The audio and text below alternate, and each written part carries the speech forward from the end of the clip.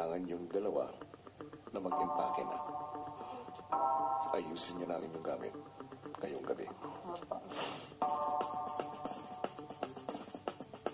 Habang naghahanda sina Baninay at Cora, isa-isang kinausap ni Kuya ang housemates para tanungin kung sino ang gusto nilang tulungan sa dalawa. Isinulat ng housemates ang mga pangalan nila at nilagay sa kahon ng kanilang tutulungan. Nais kong ipaalala sa iyo na kung ano man ang desisyon mo ngayon, ito'y final. Agad na ipinaalam ni Kuya ang desisyon ng housemates kina Baninay at Cora. Wow. Sabay natin buksan. Okay. Ayan, at least.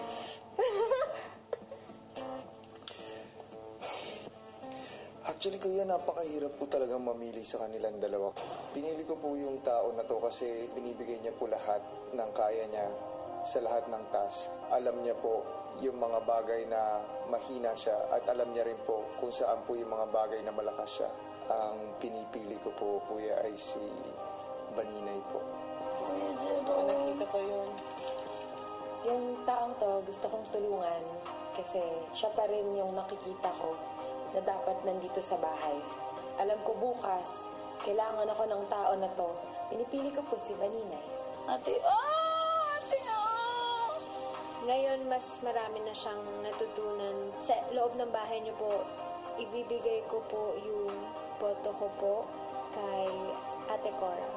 Yes! Bait niya. Si Cora po.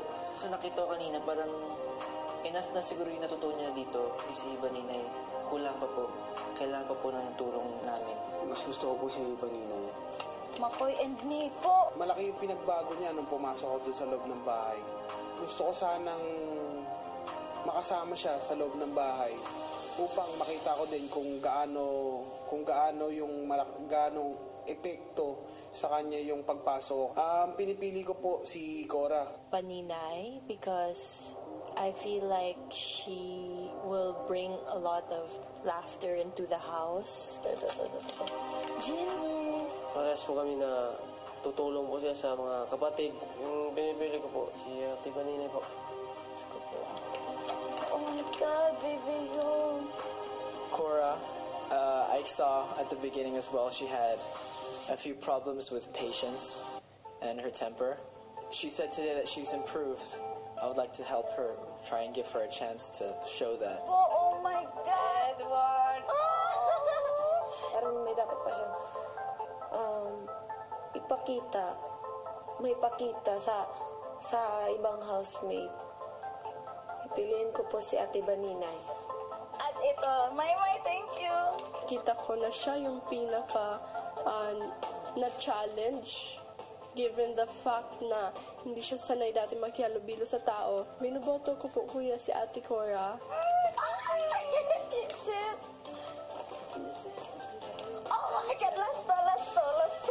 Oh my God.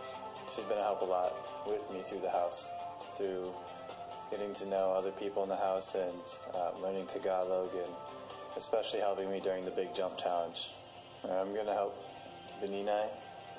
I missed you. Oh my God. Sa puntong ito, magpahinga na kayo. Good luck. Thank you. Thank you po, big brother.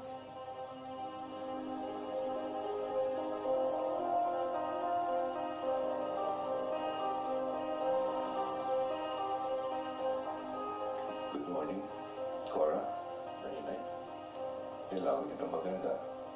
Nang makapag-ayos, muling kinausap ni Kuya ang dalawa sa confession room. Ngayon na magaganap ang inyong challenge para malaman kung sino ang makakapasok at tuluyan na magiging miyembro ng aking dream team. Ang challenge ninyo ay magaganap sa labas ng aking bahay. Masaya na makakalabas din kami. Sobrang exciting, lalabas na ulit ng bahay. Talagang pabalik-balik na kami sa labas. I'm wishing you both good luck. Salamat po. Ilang saglit pa'y lumabas na ng bahay sina Baninay at Cora para sa kanilang hamon. Sa paggising ng Dream Team, isang bagong hamon ang nakita nila sa garden. nakita po namin yung malaking alarm clock. Iniisip na po namin na kasama po yun sa magiging tulong namin sa pinili naming papasok na housemate. Baka may kinalaman niya kay Baninay at kay Cora. Dakino, gano'n kaya kalakas siyang tumunog. Pero yung orasan na to, wala po siyang kamay. Yan, grabe. Galing nila. Laki naman. Nakita nyo yung malaking orasan sa may pool area? Yun ang magiging timer para sa hamon ni Cora at Baninay. At kayo ay tatayo sa loob ng orasan dahil kayo ay ang magiging human timer ni Cora at Baninay. Para sa hamong gagawin ni Baninay at Cora, kailangan magsalitan sa jumping jacks ang housemates na pumili sa kanilang dalawa.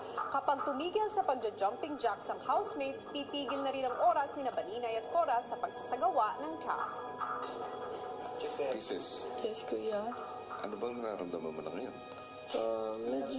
Medyo makati po ito. Tapos masikip yung dibdib. Okay? Kuya, tanong lang po. Kasi po, di ba isa lang po gagawa sa amin sa 2-in-1 po? Okay lang po ba ako lang papalit kay Kisses po? Sige, pinapayagan ko.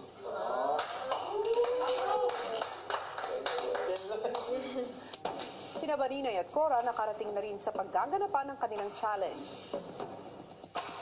Oh my God.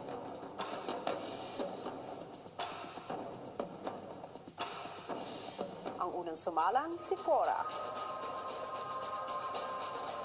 Abangan yan sa pagbabalik ng Pinoy Big Brother Lucky Season 7.